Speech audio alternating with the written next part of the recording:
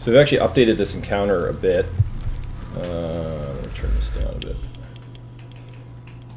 We've updated this encounter a bit on Steam and GOG, but this is an older build, so it's the same as what you have. I don't know if you're playing on Game Pass or Xbox, PC, Game Pass PC or Xbox, but yeah, we changed it to make the curve a little bit smoother. But anyway, I'll show it to you in here.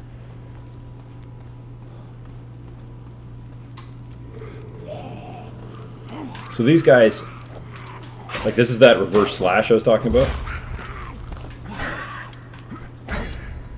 And then the other big thing about combat, we talked about this in the training, is guys go off balance after I block them a certain number of times. So this guy has a poise of 2. So if I block him twice, he's off balance, and then I can riposte. And off balance is shown by the enemy basically has an off balance pose, and then there's the big sparks that shows off balance. So when a guy's off balance, then I can counter with the riposte, and I do extra damage. And I have quite a long time to do a riposte, so I don't have to react right away. Under the End is really a game about defense first, and kind of waiting for your moments to strike. So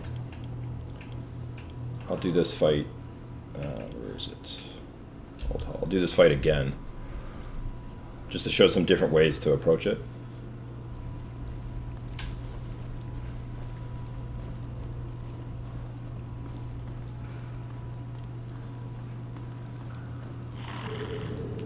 Another way is roll, stab, and then follow up and kill that guy. And I'm hit, so like it's like oh shit moment, but I don't want to like I gotta kind of stay cool, and then reposition, and then like engage again.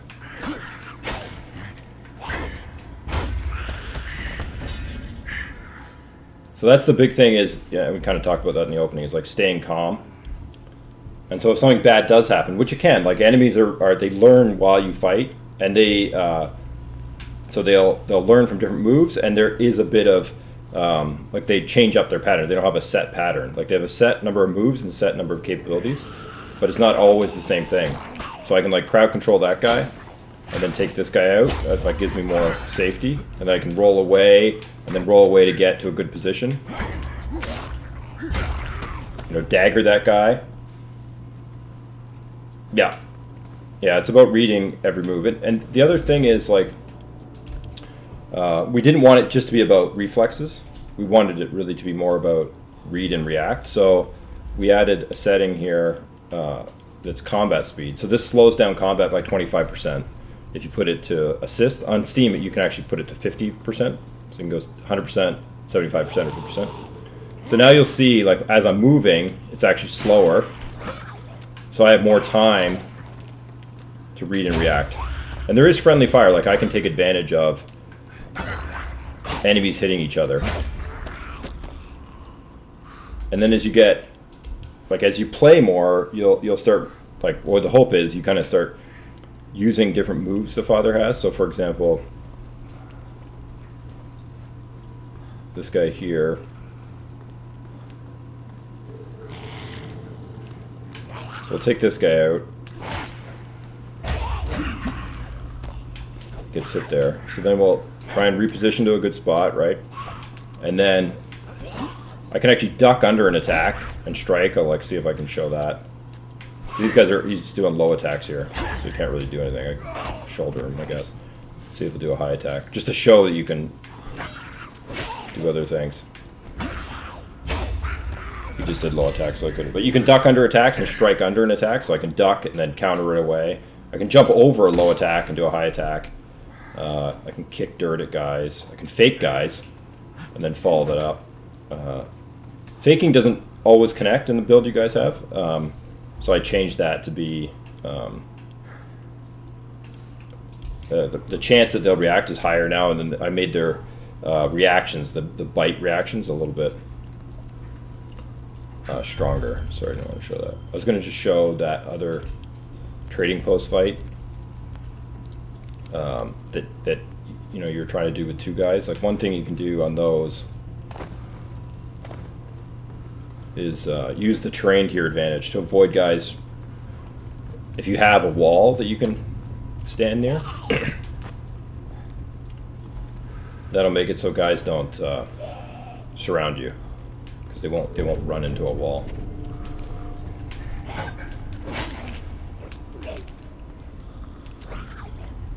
And this is going to be extra hard, because I actually threw my dagger and I aggroed that other guy.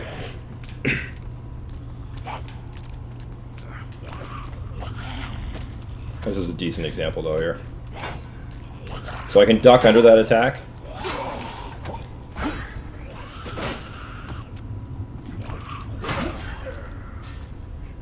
And then hit, but I got killed. Like, that's that vulnerability thing. Like, I should have waited for him to strike twice.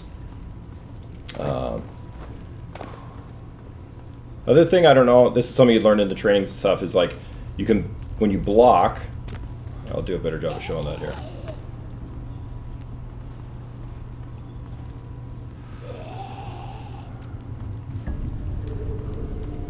So this is like jump over an attack and strike. I'll show you in the other, once the second guy comes. When you take a block, you have to re-guard, so you can't just hold up the whole time.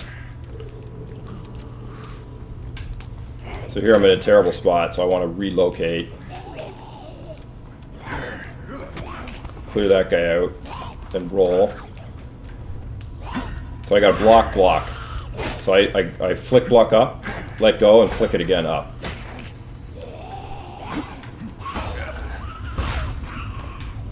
And this guy has a charge attack, and then he has like a high and low attack. So his charge attack is always high. High there. Low. And then you can take those guys out that way. But by putting my back to the wall, it causes them not to surround me, which is useful.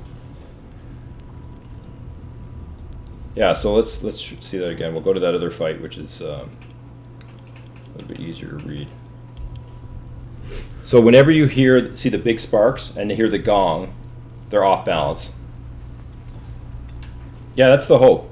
And that is kind of like this. Like, you can be very masterful, but there's a steep learning curve for sure. So any guy that doesn't have a weapon can't block. So this guy he only has one arm actually. So he won't block you. But this guy, so see those big sparks? And then he takes a low. So where his weapon ends, sparring practice talks about this as well. Where his weapon ends is where he's vulnerable. So his end's high, he's vulnerable low. It doesn't matter how he blocked or how he attacked. So he goes high, low, ends low, so vulnerable high. There are guys that'll do like a high, like chopping attack. So that, can I show that easily? Actually, yeah, this guy does that. Oh, sorry, didn't mean to load into this. So you can, there's two things. So you can counter guys, but they learn, so you can't continually counter. So I'll show that. So you can counter guys, but then they learn, and then you'll have to riposte them, which is like your fail-safe. You can always riposte. They can't block if they're off balance, and then that's when you do a riposte, is when they're off balance. But you can also mix in like shoulder, jump attack, roll attack, dagger stab, things like that. So this guy here, so attacks low, and then I counter high, so I get a hit. But now he's learned that. So if I just do that again, I won't be able to get that hit. Right, so he blocks it now. So that there is an overhead. He chops high, but ends low. Those are low swipes, which start low and end low. And then if I attack into his guard, I go off balance. You actually see the father has like an exaggerated move there. So I block high, and then I counter low. Or sorry, I counter high. So here, you're really just watching where his sword is ending. So this guy, specifically, you actually always want to attack high on him, because his moves always end low. So he's always vulnerable high, that guy. And then this guy, that was bad timing on that.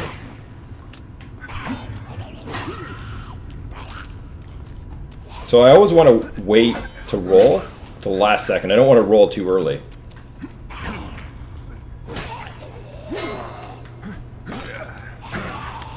I'm actually locked on to the guy behind him. That's why I threw my dagger. So I can change lock on with right stick. So if I'm locked onto the guy in front of me and I threw my dagger, I would have actually stabbed him. Jump attack's a good move because it forces relocate, or they get hit. Enemies can't block jump attacks. So you can, if you kind of, like if you make a mistake with a roll, so say you roll around something and you're out of place, you can always come and jump attack. And that's a good way to get out of trouble. Also, if you roll and stab, you won't drop your stuff when you run into things. So even if I roll into a wall, like normally if I rolled into this wall, I drop my stuff. But if I just do a low attack, I'll stab the wall instead of rolling into it. So if you make a crappy roll, just basically weapon attacks Q. Like you can press it anytime during your roll, and then it'll attack. What else? That's kind of the core basics of things. Oh no, sorry. Stab meaning attacked. Stab out of it. I just mean do a low attack. So roll an X. Sorry. Yeah, roll and do an X to do a. It is a stab. Like basically all attacks are vertical chops, vertical attacks, horizontal attacks, or I guess stabs or strikes. I guess I don't know what the actual fighting name would be for them, like sword fighting name, but. Like when I mean a stab, I mean like that. Versus that's a chop, horizontal. That's why actually, if a guy's on the ground and you chop, you'll hit him. But if these two attacks, the two high attacks, will miss because they're high attacks. But if you do low, that's low, low, and then low. So those will hit guys on the ground. So if the guy's on the ground, it's unless you're on your first attack, it's better to. So there, if I roll too late, I get hit from behind. And then what a lot of people do is they'll roll and they lose their stuff, and then they roll again, and then they're out of the position.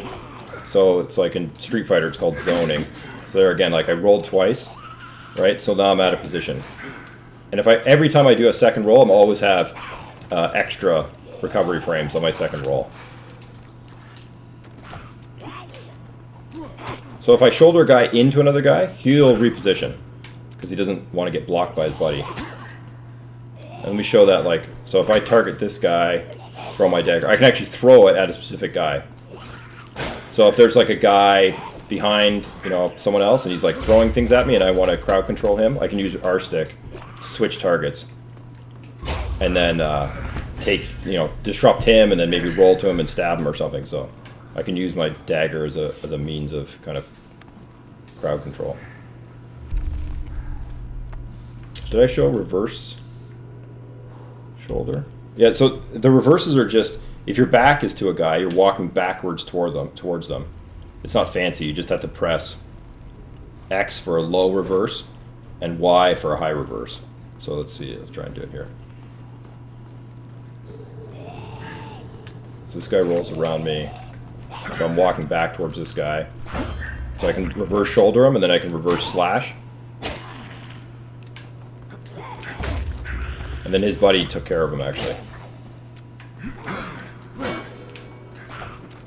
So even when you actually fight in the dark, we have like sparks that do light up stuff, but it's way harder to read, guys. So you can, I don't know how well it reads on the video, but like things will light up a bit. What else? You can wave your torch. That can work well. Wave your torch and then throw your dagger. That'll do extra damage. But and then if you drop your torch, you can press pick up use and it'll like flash it for you. If you throw your dagger and you forget that you've thrown it and you do this pat move, you can always cancel it with roll. So you're not like, you don't have to like wait for the whole animation to finish.